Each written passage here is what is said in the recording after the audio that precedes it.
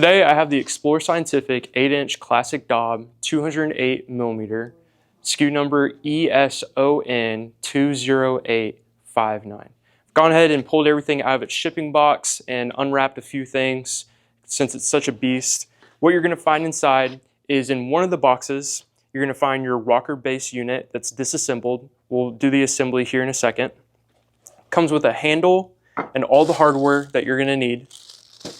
In one of the styrofoam pieces, you're going to have all of your accessories. Comes with eyepieces, red dot sights, a little bit of extenders, and another 3 sets of eyepieces. At the bottom of your package, you should find a piece of paper that says register your product now with a QR code on it. If you go ahead and scan this QR code and go through the process, it'll activate your product's extended warranty. And then in the biggest box, we have our actual Dobsonian unit. Now be careful with this thing. It's pretty big, maybe even taller than some people I know. And also be careful with the mirrors. This should be everything that you find inside your boxes. We're going to go ahead with the assembly. I'll help you through the process. Let's start with the assembly. Here I've laid out the main base components, including the bottom base plate, front brace, left and right panel, and top base plate. We're going to start by taking one of the side panels and attaching it to the front brace. Make sure the metal flange is facing towards the brace and not away. As what I'm pointing out here, the metal flange is facing the inside of what will become the base unit. This is very important for the integrity of the telescope. We'll attach the side panels by using the provided assembly wood screws and the 4mm hex key. While holding the pieces into position, go ahead and set your first screw. This will make it a little easier while setting the others. Each side gets 3 screws, all tightened finger snug by the hex key.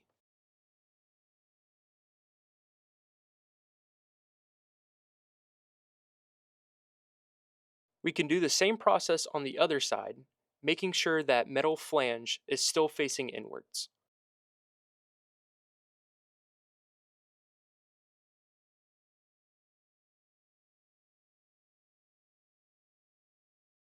Now that the side panels are attached to the front brace, we can see that the unit is sturdy. The metal flanges are facing inwards, and on the outside, all you should see are wooden holes. We'll invert the base assembly you've built so far and attach the top base plate using the same assembly wood screws and 4mm hex key. A good rule of thumb I recommend is finger tightening all 6 screws to ensure the base plate is correctly aligned.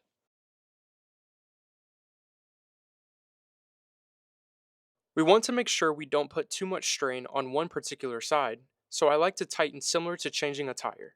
Start in one corner and follow a star pattern, tightening the next screw. Next, we'll work on installing the triangle base plate. For hardware, we'll need the large hex head bolts, the plastic bushing, the T-nut, a washer, and the 2 provided crescent wrenches. Let's prepare our hex nut by placing the washer onto the screw. Set that to the side and place the T-nut into the center hole of the bottom base plate. Make sure it's inserted from the top with the white pucks facing upwards. We'll place a finger on the T-nut and invert the base to show the bottom.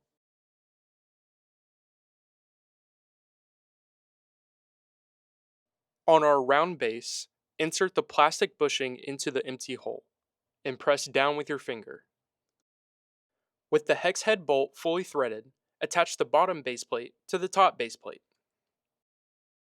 Along with your hardware, grab the second washer and lock nut and combine in one hand. On the inside, we're going to attach these 2 pieces onto the bolt, washer going first and finger snug for now. Using the 2 crescent wrenches that were provided, lightly tighten down the lock nut. Our goal here is to have this base loose enough where it can freely spin, but not too loose that the base wobbles while using the telescope. This may take some tightening and loosening to find that happy medium. Go ahead and invert your base right side up and give it a test spin. It should feel fluid, not too stiff, but also not rock. Now we will work on the handle.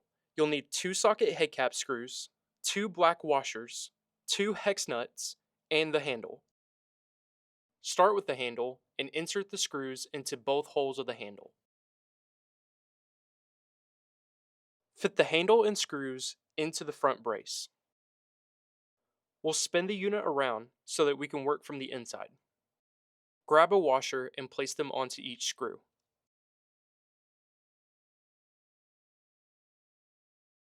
We'll do the same for the 2 hex nuts and finger tighten them so that your washer and nut don't fall off.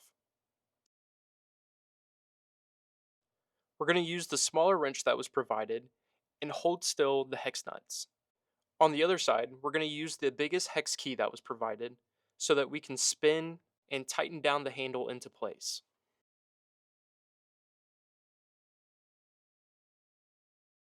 The handle should now be sturdy and locked onto the front brace to give a comfortable position to spin your telescope. The last part for building the base is attaching the spring posts. To install, we're going to take the Phillips head screw and slide the plastic post over the screw. We want to make sure the thicker end of the post is facing towards the base, and the thinner side is exposed facing outwards. Simply screw into the last hole on each side panel using the provided screwdriver. These posts will allow tension to be applied between the base and telescope. I'd like to again note that the silver flange should not be facing outwards. Otherwise, the tension from the spring will rip the flange from the wood.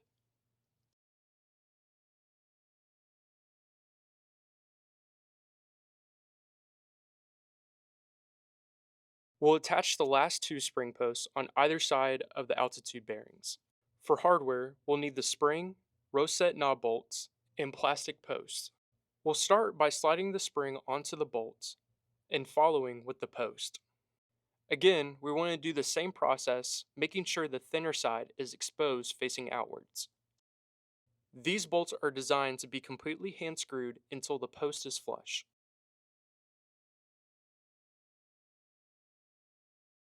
Next, we'll attach a pull loop to the end ring by making a knot through itself. Then grip the pull loop and pull down on the spring. We'll do the exact same process on the other side bearing.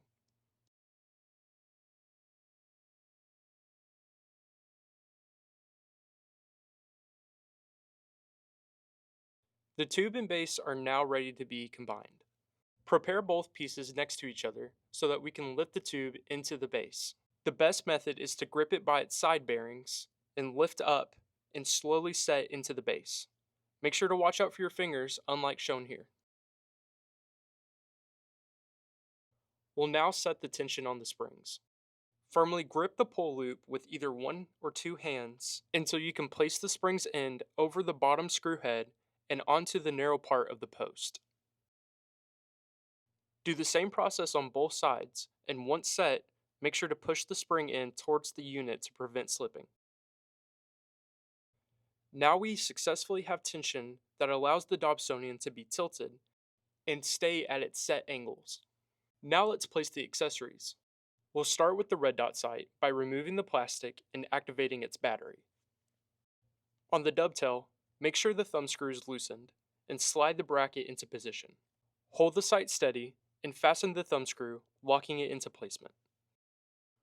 Once we are ready to use the Dob, we can go ahead and install the phone adapter onto the eyepiece by loosening its screw and sliding the eyepiece through.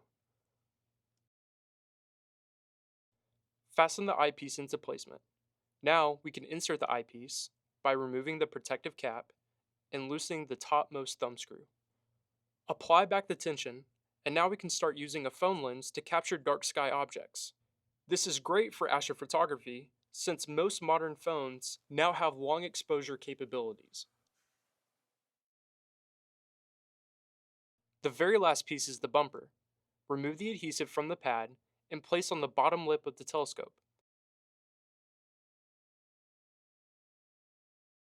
approximating where the tube makes contact with the back brace. Congratulations! Now our Dobsonian is fully built. You should be able to tilt and spin the telescope smoothly and comfortably. I hope you enjoyed this video and found it informative. Here at Explore Scientific, we stand behind our products and customer service 100%. If you need any other assistance or have any other questions, feel free to reach out to us via email or by phone. Thanks for watching. Hope to see you next time.